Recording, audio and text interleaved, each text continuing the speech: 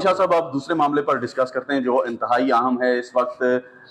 वजारत उज़्मा पर जो विराजमान हैं चौधरी अनवार उल हक साहब, उनके खिलाफ अददी अक्सरियत जो है वो शो तो की गई है पीपल्स पार्टी की जानब से।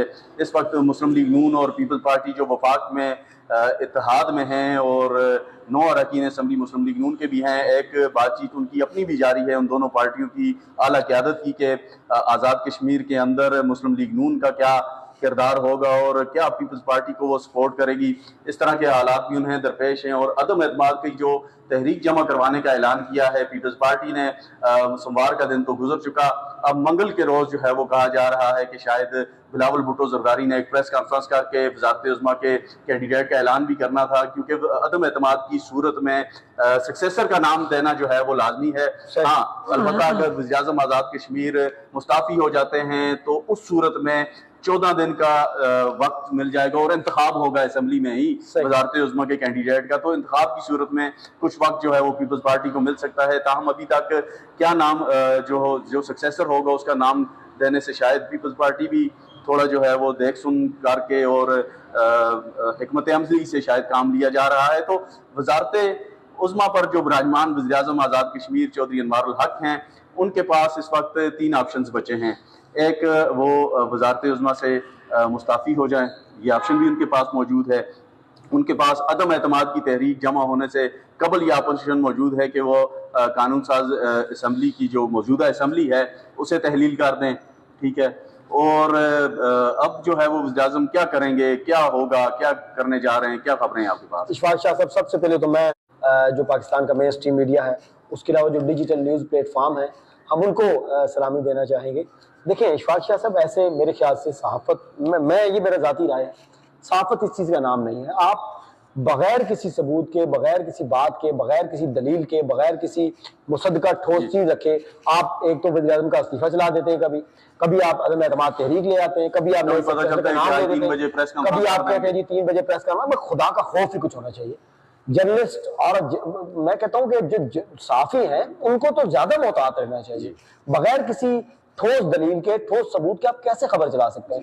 आज हम 2 दिन से सुन रहे हैं ये अदम एतमाद है, ये तो फिर आवाम जो है वो मुस्तनद ज़राए से ही खबर को जो है वो समझते हैं। ये इशफाक शाह साहब सुन लें, अभी तक पीपल्स पार्टी के चाहे वो रहनुमा हो, चाहे वो सदर हो, चाहे वो उनकी कोई प्रेस रिलीज हो, किसी प्रेस रिलीज में से मुझे ये निकाल के दिखा दें कि उन्होंने ये कहा हो कि हम अदम एतमाद लेके आ रहे।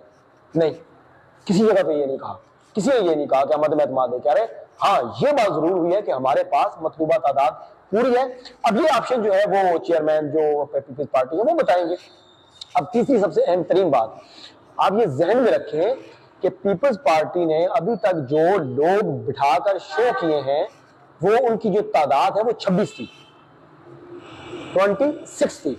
सादा जो अक्सरियत है वो 27 है, लेकिन कोई भी पार्टी 27 लोगों को लेकर तहरीक अदम एतमाद पेश नहीं करेगी। इशफाक शाह साहब, आपके सामने फारूक हैदर, सरदार अतीक और सरदार याकूब वाला तजर्बा पड़ा हुआ है।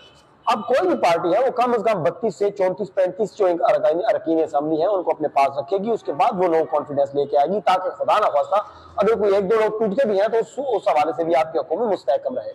अब जो 26 अरकान शो हुए, मेरी इतलात ये हैं, मेरी मालूमात ये हैं, हो सकता है गलत हो, आप इख्तिलाफ कर सकते हैं, कि जो मुहाजिरीन जो मेंबरान असम्बली हैं वो जो पीपल्स पार्टी में शामिल हुए हैं, फॉरवर्ड ग्रुप के पीपल्स पार्टी में लोग शामिल हुए हैं, उन्होंने ये बात कही है कि हम पीपल्स पार्टी में शामिल जरूर रहने के लिए हम नो कॉन्फिडेंस में हम साइन नहीं करेंगे। एक दूसरी चीज जो पाकिस्तान मुस्लिम लीग नून की आपने बात कही, ये बड़ा अहम मामला है जो आपने डिस्कस किया।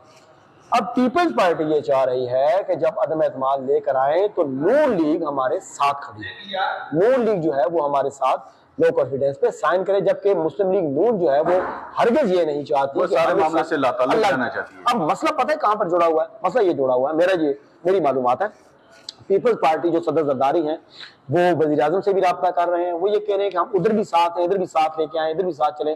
जबकि फारूक हैदर ने आज बिल्कुल क्लियर एंड कट कहा है कि अगर हम इनका साथ देते हैं, अगर हम इनको नो कॉन्फिडेंस में सपोर्ट करते हैं तो हम इलेक्शन में किस मुंह के साथ जाएंगे। देखें इशफाक शाह साहब, आप देखें ना, 4-5 हज़ार 6 हज़ार अपॉइंटमेंट नौकरियां पड़ी हुई हैं, अरबों रुपए पड़े हुए हैं, एडीपीज पड़ी हुई है। जाहिर है पीपल्स पार्टी ने इस्तेमाल तो करना है ना। कल मुस्लिम लीग नून के पास भी ये मसला है कि पीपल्स पार्टी अगर हुकूमत में आकर कुछ डिलीवर कर जाती है तो फिर उन्हें मुश्किल पेश आएगी आइंदा इंतखाबात में।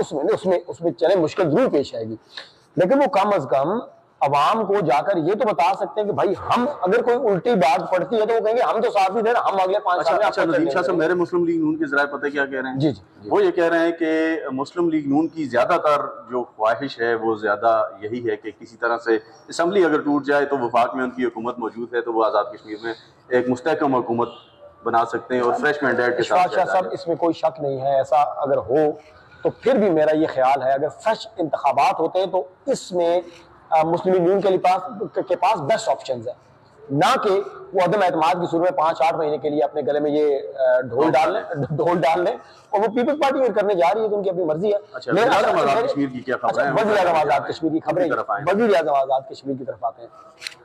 आप एक क्रेडिट तो अनवारुल हक को देंगे। अनवारुल हक साहब वो वाहिद वज़ीर आज़म है जिन्होंने ना सिर्फ बड़े बड़े सियासी प्रधानमंत्रियों की चीखें निकलवाई, ब्यूरोक्रेसी की चीखें निकलवाई और वो साथियों की चीखें भी निकलवा रहे हैं। अभी तक वो कोई खबर नहीं दे रहे कि वो क्या करने जा रहे हैं। ऑप्शंस जो हैं वो आपके सामने क्या है? इस्तीफा दे सकते हैं। जिन लोगों की उनसे मुलाकात हुई है वो भी कह रहे हैं कि आज भी वो काफी रिलैक्स हैं, बिल्कुल पुरसुकून है। मुलाकात के बारे में तरदीद जारी कर दी उन्होंने, देखिए ना।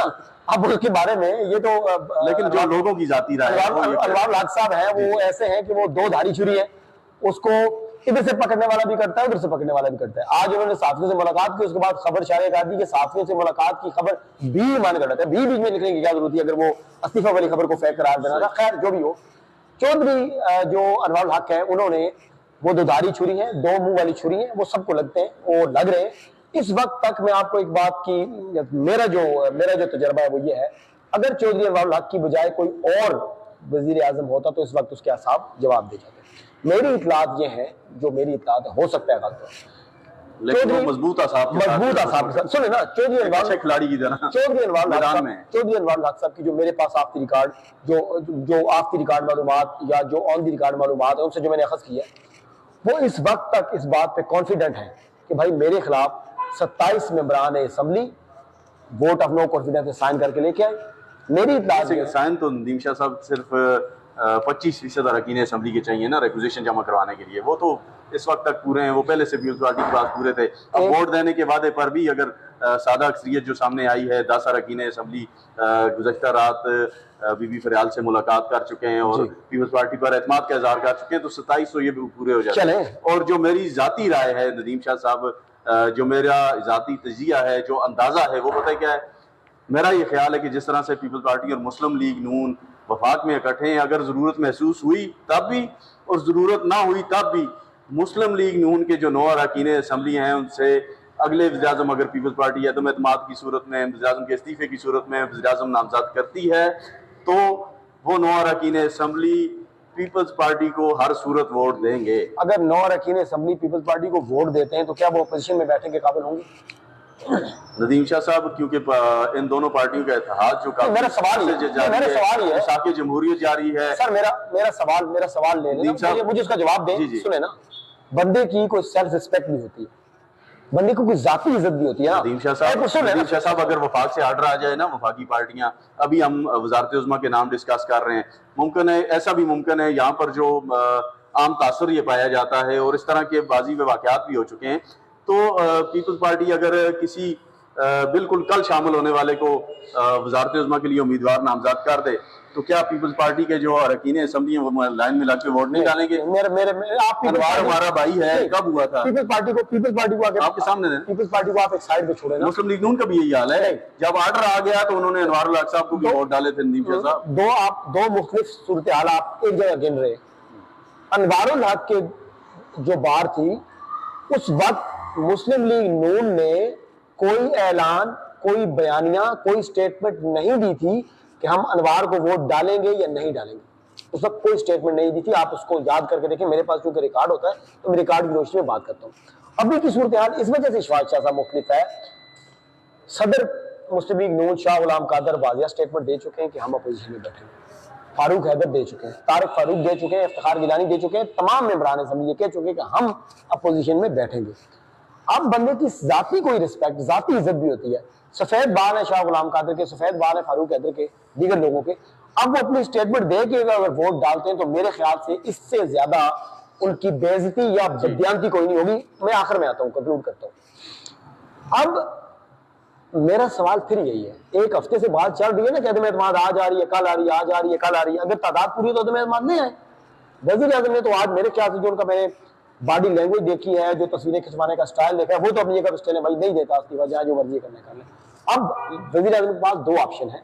इंशाल्लाह वही वज़ीर आज़म चौधरी अनवर अल हक हैं जिन्होंने ये ऐलान किया था कि चाहे कि कापड़ 27 लोग बैठ जाएं। 26 लोग बिठाए ना, 27 बिठाए ना, 26 बिठाए, 26 है मैंने गिने ना, 27 है 26 है साहब, आप गलत 26 हैं ना। चले चले, मैं हो सकता है पांच बैरिस्टर ग्रुप के अरकान असेंबली उन्होंने 5 बैरिस्टर ग्रुप के अरकान एक मलक जफर हैं। आप फिर वही बात कर रहे हैं, आप दो बातों को मिक्स कर रहे हैं। जी मुलाकात जरूर हुई है, मुलाकात जरूर हुई है। आपको अभी तक मलिक जफर की, सरफदारी साहब की, माजिद खान साहब की, दीगर मेंबरान असेंबली की एक स्टेटमेंट मुझे दिखा दे जिसमें उन्होंने ये कहा कि हम अदम एतमाद पे दस्तखत करेंगे। देखिए साफी जब बात करता है ना सर, तो फिर वो सबूतों पे बात करेगा, दलाइल पे बात करेगा।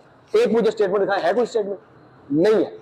मुलाकात, अब मेरी इतलात यही है कि मुलाकात जो है वो बिल्कुल उन्होंने की है, पीपल्स पार्टी में शामिल भी, लेकिन उन्होंने ये कहा हम अदम एतमाद पे साइन नहीं करेंगे।